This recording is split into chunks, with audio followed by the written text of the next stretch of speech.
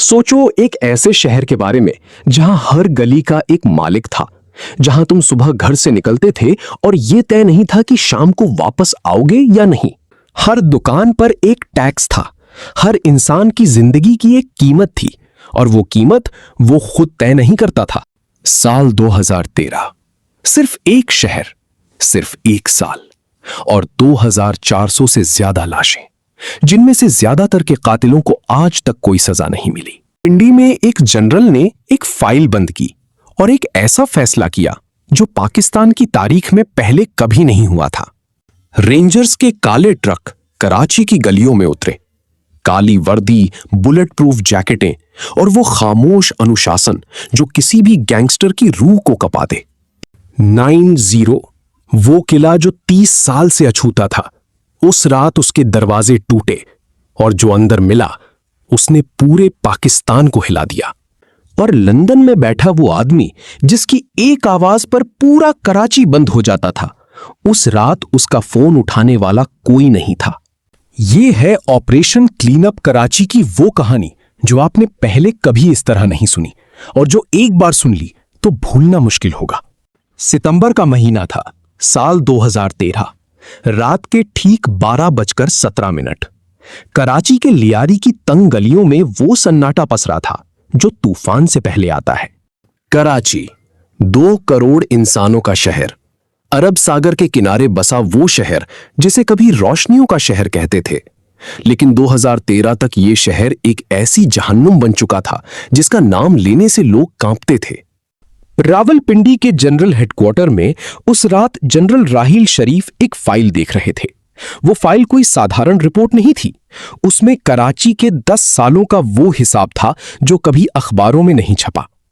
5 सितंबर 2013 को पाकिस्तान की संसद ने वो प्रस्ताव पास किया जिसने कराची की तकदीर बदल दी। रेंजर्स को विशेष अधिकार, गिरफ्तारी का, तलाशी का और गोली चलाने का। रेंजर्स के काफिले जब पहली बार लियारी की गलियों में घुसे, वहां के लोगों ने जो देखा वो उन्होंने पहले कभी नहीं देखा था। काली वर्दी, बुलेट प्रूफ जैकेटें और वो खामोश अनुशासन जो किसी भी गैंगस्टर की रूह कंपा दे। उजैर बलोच, लियारी का वो बादशाह जिसके नाम से पूरा इलाका थरथराता था, जिसके इशारे पर जिंदगियां खत्म होती थीं, जिसके हाथ पाकिस्तान पीपल्स पार्टी के दामन तक पहुंचते थे। 90, वो पता जो कराची में किसी तिलिस्म से कम नहीं था। 30 साल से अछूता, 30 साल से अजय। उस रात पहली बार रेंजर्स उसके दरवाजे पर दस्तक दे रहे थे। और लंदन में बैठा अल्ताफ हुसैन जिसकी एक आवाज पर कराची बंद हो जाता था, उस रात उसके हाथों में फोन कांप रहा था। उसकी आंखों में वो डर था जो उसने जिंदगी में किसी और को दिखाया था। 90 के अंदर जब रेंजर्स दाखिल हुए तो एक नहीं, 2 नहीं, एक पूरी दुनिया बरामद हुई। AK-47, रॉकेट लॉन्चर और वो दस्तावेज जो बताते थे कि ये सिर्फ राजनीति नहीं, एक पूरी समानांतर सरकार थी। लेकिन उन्हीं गलियों में एक बूढ़े आदमी ने अपनी चाय की दुकान खोली जो सालों से बंद थी। उसके चेहरे पर जो मुस्कान थी वो किसी सरकारी रिपोर्ट में दर्ज नहीं हुई, लेकिन वो मुस्कान उस पूरे ऑपरेशन की सबसे बड़ी कामयाबी थी। नवंबर 2016, जनरल राहील शरीफ रिटायर हुए। जिस रात वो जनरल हेडक्वार्टर के दरवाजे से आखिरी बार निकले, उनके पीछे वो दरवाजा बंद हुआ और सामने थी एक लंबी खामोश सड़क। कराची आज भी जाग रहा है, अरब सागर की उस हवा में जो हर रात उसकी गलियों से गुजरती है। वो कहानियां हैं जो किसी फाइल में दर्ज नहीं हुई, वो नाम हैं जो किसी रिपोर्ट में नहीं आए। पहली बड़ी गिरफ्तारी की रात, उस गैंग सरदार की आंखों में जो डर था वो नया था, क्योंकि इस शहर में उसने कभी डर महसूस नहीं किया था। आज पहली बार उसे एहसास हुआ कि वो भी पकड़ा जा सकता है। 2013 की कराची में मौत इतनी आम हो गई थी कि लोगों ने उससे डरना बंद कर दिया था। एक खाली सड़क, एक छूटी हुई मोटरसाइकिल और जमीन पर फैला वो अंधेरा जो कभी नहीं सूखता था। पुलिस थी लेकिन बिकी हुई, थाने थे लेकिन वो इंसाफ की जगह नहीं थे। वो उस पूरे तंत्र का हिस्सा थे जिसने कराची को उसके हाल पर छोड़ दिया था, दशकों तक। एमक्यूएम के कार्यकर्ता सड़कों पर थे, सफेद टोपियां, हाथों में डंडे। उनकी आंखों में वो अंधभक्ति थी जो किसी भी इंसान को हथियार बना देती है। दुकानें बंद, सड़कें खाली, शहर एक इशारे पर रुक जाता था। रेंजर्स के कंट्रोल रूम में नीली रोशनी थी। स्क्रीनों पर कराची की हर गली नजर आती थी। अफसर नक्शों पर नए इलाके घेरते थे और रात रात भर वो रणनीतियां बनती थीं जो सुबह गलियों में उतरती थी। कराची के उस अस्पताल के बाहर एक बूढ़ी मां थी, जमीन पर बैठी, चेहरा हाथों में दबाए, बिना आवाज के रो रही थी। उसका बेटा उस रात वापस नहीं आया था। ये दर्द किसी सरकारी रिपोर्ट में नहीं लिखा गया।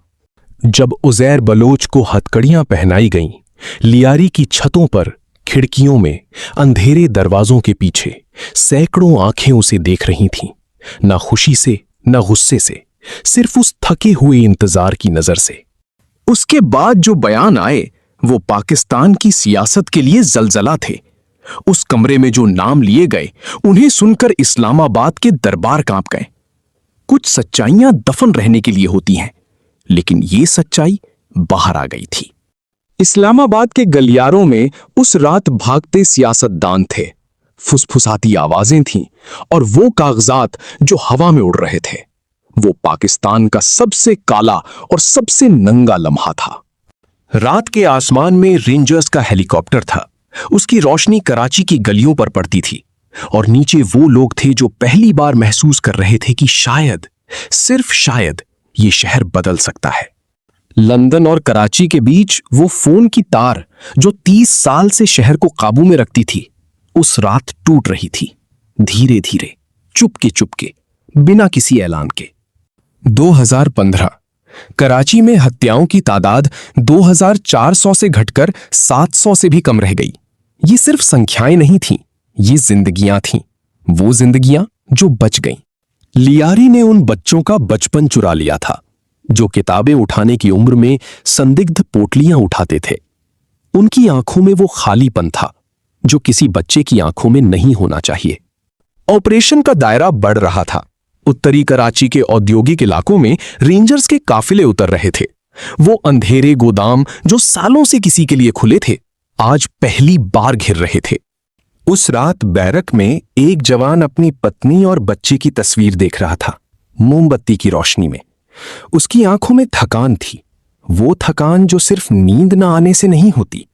सालों तक हर दुकानदार जानता था कि महीने के पहले हफ्ते में वो लोग आएंगे, वो पैसे देगा, वो चले जाएंगे और वो दरवाजा बंद करके अंदर बैठेगा, उस गुस्से को पीते हुए जो कभी बाहर नहीं आ सकता था।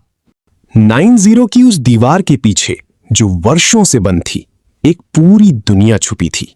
एन्क्रिप्टेड फाइलें, विदेशी मुद्रा और वो नक्शे जिन पर कराची के हर इलाके का हिसाब था। कराची में उन दिनों एक और जंग चल रही थी, वो जंग जो कैमरों के पीछे थी। जो सच लिखा जाना चाहिए था वो डर की वजह से दब जाता था और जो छप जाता था वो अधूरा था। कराची के उस कब्रिस्तान में जहां बेनाम कब्रें थीं, सिर्फ नंबर लिखे थे, नाम नहीं।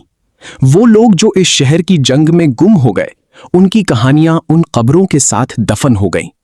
नक्शे पर नए घेरे बन रहे थे, औरंगी टाउन, कोरंगी, उत्तरी नजीमाबाद।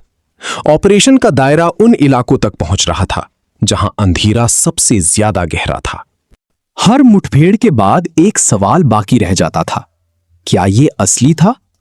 उन रेंजर्स अफसरों के चेहरों पर जो बेचैनी थी वो जवाब नहीं था, सिर्फ एक और सवाल था। एमक्यूएम अंदर से टूट रही थी। वो लोग जो कभी अल्ताफ हुसैन का नाम लेने से कांपते थे, वो अब खुलकर बोल रहे थे। 30 साल की दीवार में दरारें पड़ रही थीं। कराची का बंदरगाह जहां से पाकिस्तान की रोजी आती थी, वहां भी वो रिश्ते थे जो जुर्म को आर्थिक रगों तक पहुंचाते थे।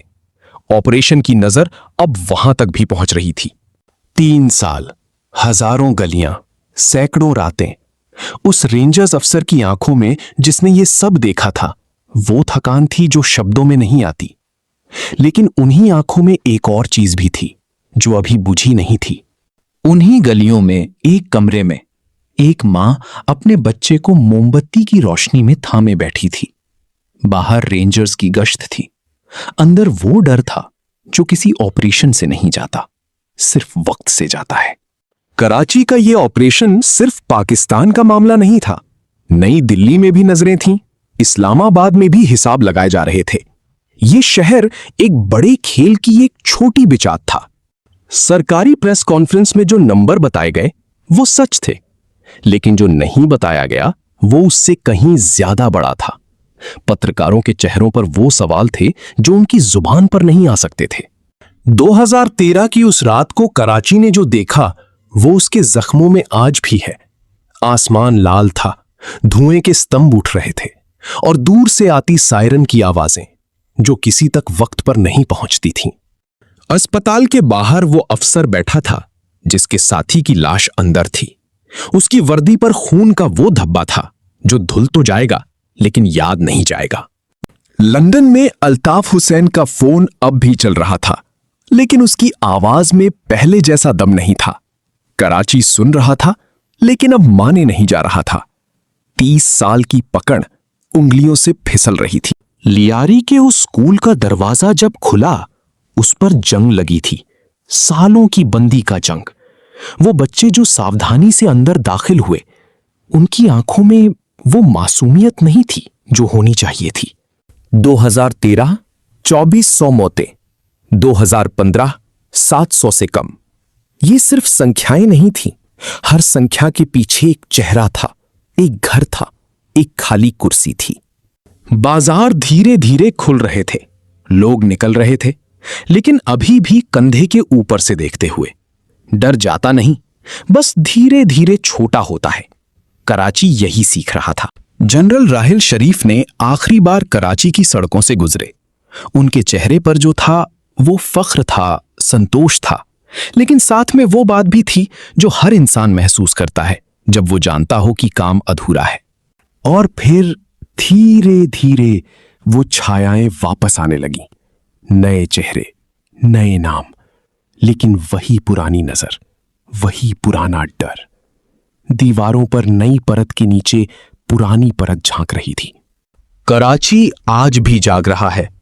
अरब सागर की लहरें आती हैं और चली जाती हैं।